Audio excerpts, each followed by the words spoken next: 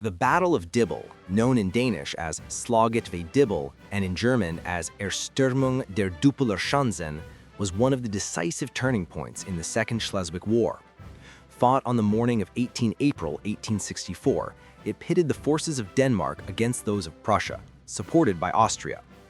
The outcome was not only a crushing defeat for Denmark, but also a defining moment that reshaped the political landscape of Europe, paving the way for the rise of Otto von Bismarck's Germany.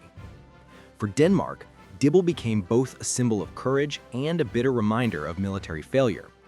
The loss of Dybbøl, followed by the fall of the island of Als to the Prussians, forced Denmark to surrender the duchies of Schleswig and Holstein.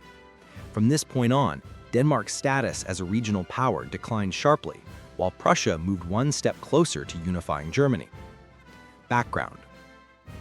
The conflict began when King Christian IX of Denmark unilaterally annexed the Duchy of Schleswig in November 1863.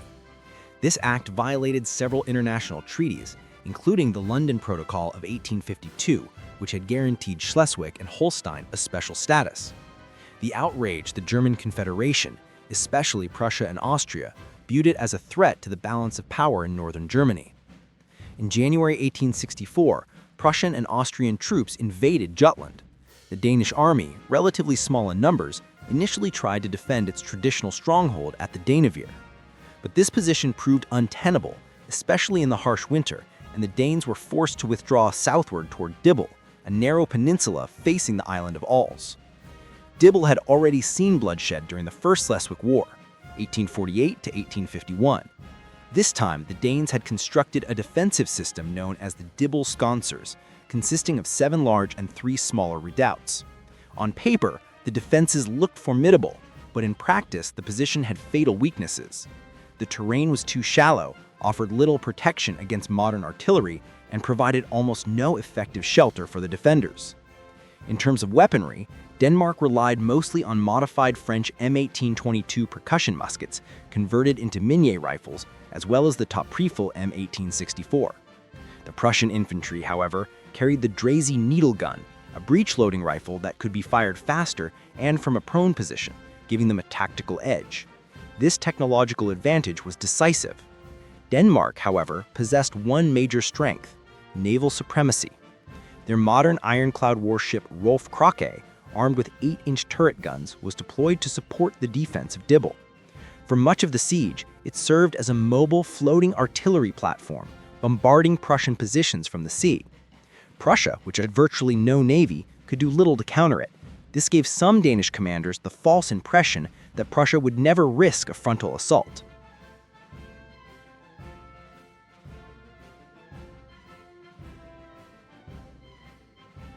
The Siege of Dybbøl began on 2 April 1864. For more than 2 weeks, Prussian artillery relentlessly shelled the Danish positions. With their modern long-range guns, the Prussians could batter the Danish redoubts from a safe distance. The Danish soldiers, lacking bomb-proof shelters, were exposed to constant bombardment and forced to retreat further behind the front line. Fatigue and losses mounted even before the assault began. For Prussia, the siege was a testing ground for modern military science. They employed systematic artillery fire, sapping trenches, and creeping approaches reminiscent of 18th century siegecraft, but powered by 19th century industrial firepower. Day by day, the Danish defenses were worn down. The Battle of 18th April 1864. On the morning of 18th April 1864, at around 2 a.m., Prussian troops moved into their assault positions. At 10 a.m., the artillery bombardment ceased, a clear signal that the infantry attack was about to begin. The Prussian storming columns advanced rapidly. Within just 13 minutes, they had captured the first line of Danish defenses. The fire from the ironclad Rolf Krake could not halt the attack. The Danish troops fell back, but their counterattack, to be led by the 8th Brigade, was delayed. Some sources claim that the noise of battle drowned out the signal to advance, while others suggest that the brigade commander, Claude Duplat, hesitated. When the counterattack finally came, it was too late. The Prussian assault, reinforced by reserves under Prince Friedrich Karl, overwhelmed the Danes. The 8th Brigade fought bravely, but at terrible cost. 1,399 of its 3,000 men were killed or wounded.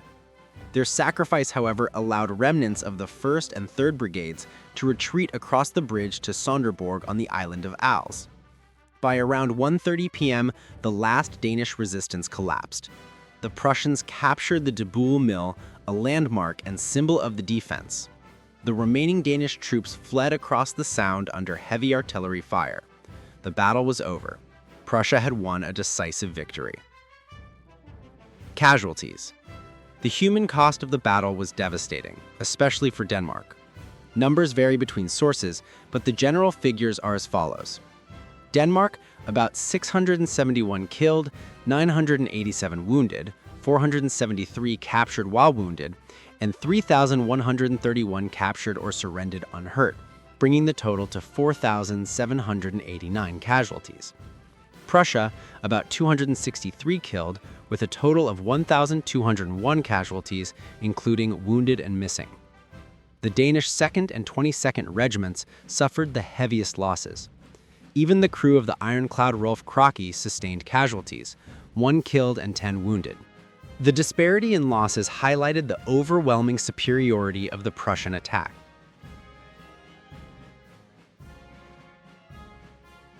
Aftermath. The defeat at Dybbøl was a severe blow to Danish morale. The survivors withdrew to the island of Als, which itself fell to Prussia in June. While Denmark's naval supremacy remained intact, it could not compensate for their weakness on land. A ceasefire followed from 12 May to 26 June 1864, during which peace negotiations were held in London. Denmark insisted on keeping the Eider River as its southern border, but the demand was dismissed as unrealistic. Diplomatically isolated, Denmark had no leverage.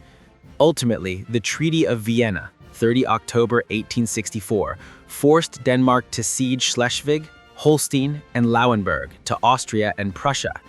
The duchies became a joint Austrian-Prussian condominium, though Prussia would later secure full control after the Austro-Prussian War of 1866.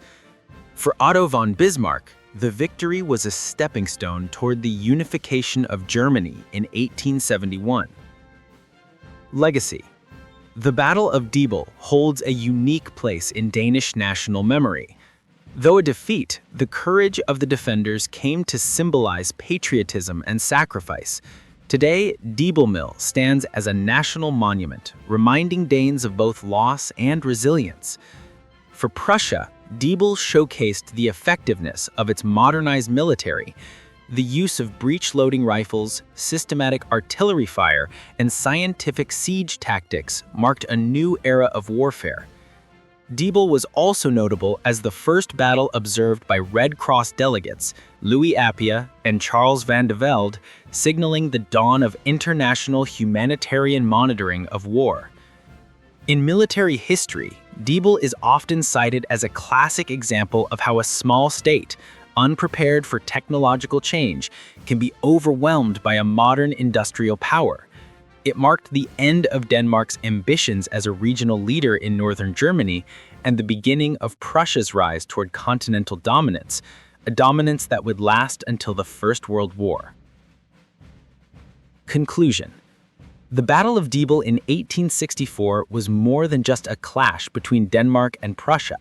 It represented a shift in European warfare and politics, from the struggles of small kingdoms to the rise of industrial nation-states.